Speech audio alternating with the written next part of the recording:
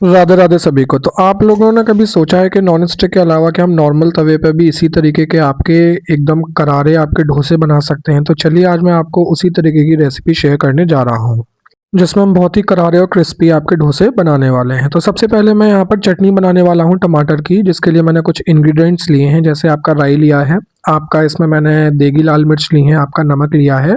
इसके अलावा मैंने इसमें कड़ी पत्ता लिया है। कड़ी पत्ता के अलावा मैंने इसमें आपका अदरक और हरी मिर्च को बारीक तरीके से काट लिया था, और 2 टमाटर मैंने इसमें मीडियम साइज़ के आपके लिए हैं, जिनको मैंने आपको एक बार वीडियो में दोबारा से दिखा दिया है कि ये सारे इंग्रेडिएंट्स मैंने इस पर्टिकुलर चटनी के लिए आपके लिए हैं।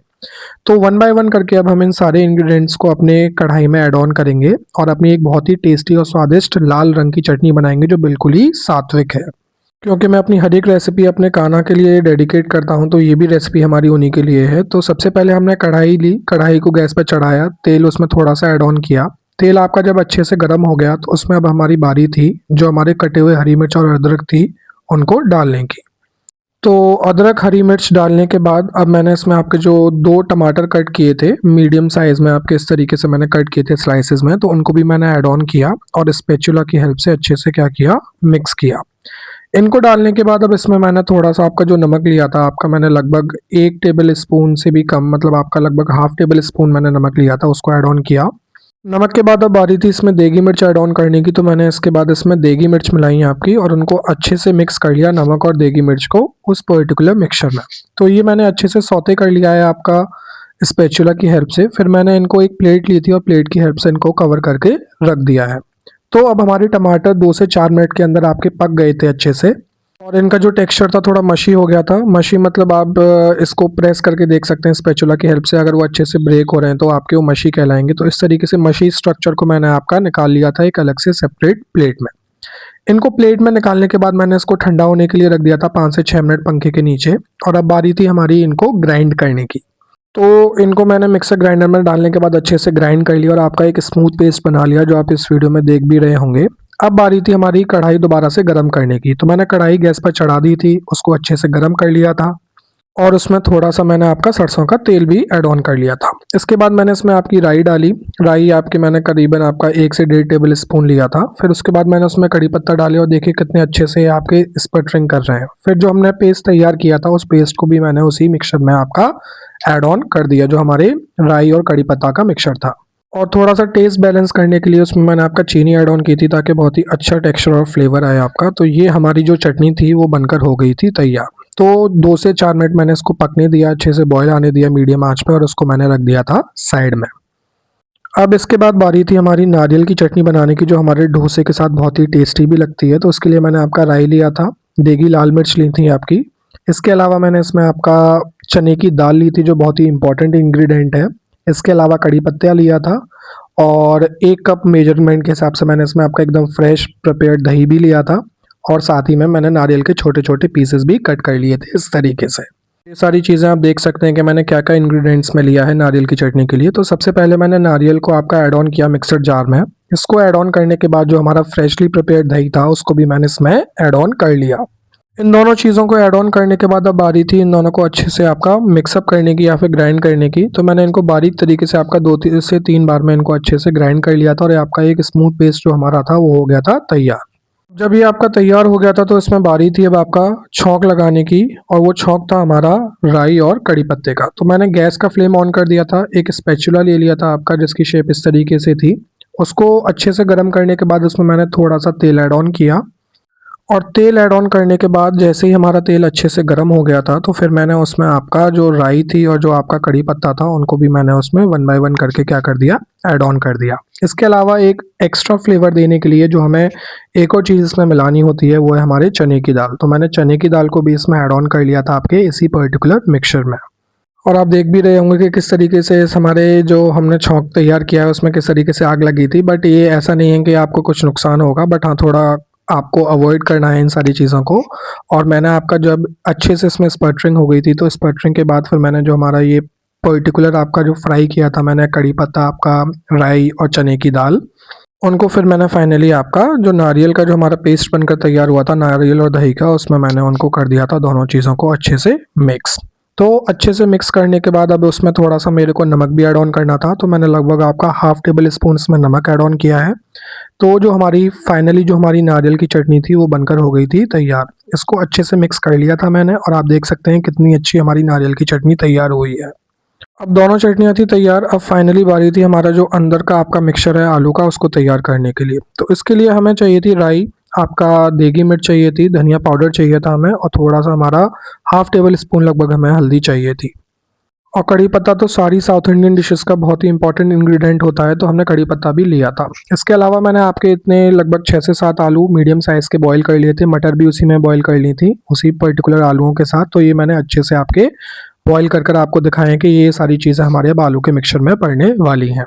तो सबसे पहले हमने दूसरी कढ़ाई ले ली थी, उसको जला लिया था गैस की हेल्प से। गैस की हेल्प से जलाने के बाद उसमें हमने तेल डाला था आपका। तेल हमने ज़्यादा नहीं, आपका 1 से 2 टेबल स्पून लगभग या फिर 2 से 3 टेबल स्पून आप बोल सकते हैं, उतना हमने तेल ऐड ऑन किया था। उसके बाद हमने उसमें राई ऐड ऑन करी।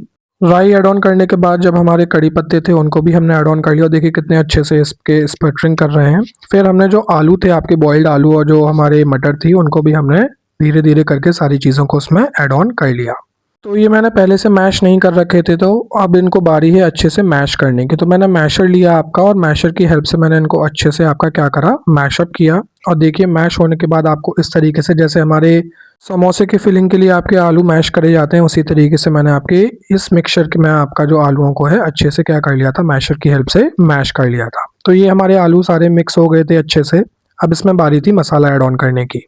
तो मैंने आपका इसमें कश्मीरी लाल मिर्च ऐड ऑन करी, जो मैंने धनिया पाउडर लिया था उसको भी ऐड ऑन किया, आपका हल्दी पाउडर भी मैंने इसमें ऐड ऑन किया। उसके बाद मैंने इसमें आपका नमक भी मिलाया था, 1 टेबल स्पून आपका इसमें नमक लिया था और थोड़ा और फ्लेवर ऐड ऑन करने के लिए मैंने इसमें आपकी कसूरी मेथी भी ऐड ऑन कर दी थी। फिर सारे मसाले ऐड ऑन करने के बाद इनको मैंने अच्छे से कर लिया था मिक्स और देखिए इस तरीके से आपका जो ये आलू की जो फिलिंग है अंदर की वो भी हो गई थी हमारी फाइनली तैयार। तो 1 से 1.5 मिनट मेरे को लगा होगा इनको अच्छे से मिक्स करने के लिए। तो ये हमारा जो फाइनली आलू का मिक्सचर है, आप देख सकते हैं कितना टेम्प्टिंग और कितना प्लीज़िंग लग रहा है कि हमारा ये आलू का मिक्सचर बहुत ही अच्छा बना था। फिर एक काँच का बाउल लिया था मैंने, जिसमें मैंने आलू आपके पहले भी निकाले थे, तो उसी बाउल में मैंने आपके आलू सेपरेटली करके उनको सारे आलूओं को मैंने अच्छे से निकाल लिया था और फिर एक लिड की हेल्प से उनको कवर कर लिया था और ये हमारा आलू का मिक्सचर हो गया था फाइनली तैयार। अब इसके बाद बारी थी हमारे डोसे के बैटर की। तो मैं आपको बता देता हूँ, इसमें मम्मी ने एक दिन पहले ही आपका 1 कप उड़द की दाल और 2 कप आपके लगभग चावल आपके मेजरमेंट के हिसाब से मिला के रख दिए थे। फिर उनको अच्छे से एक स्मूथ पेस्ट बना लिया था हमने और देखिए इस कंसिस्टेंसी में आपको ये स्मूथ पेस्ट बनाकर रखना है। हमने ऐसे 1 दिन के लिए रखा भी था ताकि अच्छे से फर्मेंट हो जाए। तो हमारा ये जो बैटर था वो अच्छे से फर्मेंट हो गया था। तो अब बारी थी इनको गरमा-गरम आपके तवे पे सेकने की। तो तवा मैंने गरम कर लिया था अच्छे से, उस पे थोड़ा-सा आपका मस्टर्ड ऑयल अप्लाई कर लिया था इस तरीके से। और एक बात और जो आपको बहुत ज़रूरी है बताना कि हमने यहाँ पे किसी भी तरीके का आपका नॉन स्टिक तवे का यूज़ नहीं किया है, हमने आयरन का ही तवा लिया है। फिर मैंने स्पैचुला की हेल्प से उसको अच्छे से जो बैटर लिया था हमारा, उसको कंसिस्टेंसी बनाने के बाद अच्छे से उसको तवे पे ऐड ऑन कर लिया था। और एक ही डायरेक्शन में आपको इसी तरीके से, जैसा मैंने घुमाकर दिखाया है, उसी तरीके से आपको एक ही डायरेक्शन में आपको ये कॉन्स्टेंटली आपको रोटेट करना है जो आपका स्पैचुला है, ताकि वो उसकी अच्छे से शेप आए, इवनली आपका जो बैटर है वो स्प्रेड हो। और थोड़ा बहुत जो बैटर आपको लग रहा है कि एक्स्ट्रा है, तो उसको आप इस तरीके से तवे को घुमाकर आप उस बैटर को प्रॉपर तरीके से स्प्रेड कर सकते हैं उस पर्टिकुलर तवे पे। तो जैसे ही हमारा बैटर अच्छे से स्प्रेड हो गया था, तो अब मैंने इसको आपका पकने के लिए 2 से 3 मिनट के लिए मीडियम आंच पे आपका रखा था। फिर साइड में दोबारा से तेल लगाया था ताकि अच्छे से आपका पलट जाए। बहुत कम-कम मैंने इसमें मस्टर्ड ऑयल ऐड ऑन किया था साइड से, ताकि आपका ये अच्छी तरीके से आपका दूसरी साइड पर फ्लिप हो जाए। तो जैसे ही हमारा ये अच्छे से पक गया था, तेल लगाने के बाद फिर मैंने इसको दूसरी साइड पर आपका अच्छे से क्या कर लिया था, प्रॉपर तरीके से एक दूसरे स्पैचुला की हेल्प से पहले इसको सेपरेट किया, जो आप देख भी रहे होंगे इस वीडियो में।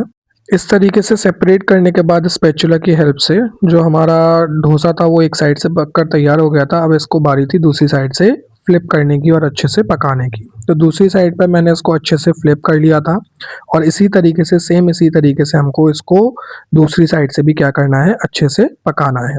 तो दोनों साइड को आपको मीडियम आंच पे ही पकाना है, क्योंकि ज़्यादा तेज़ आंच करेंगे तो आपका ये डोसा जल भी सकता है और अच्छे से पकेगा नहीं।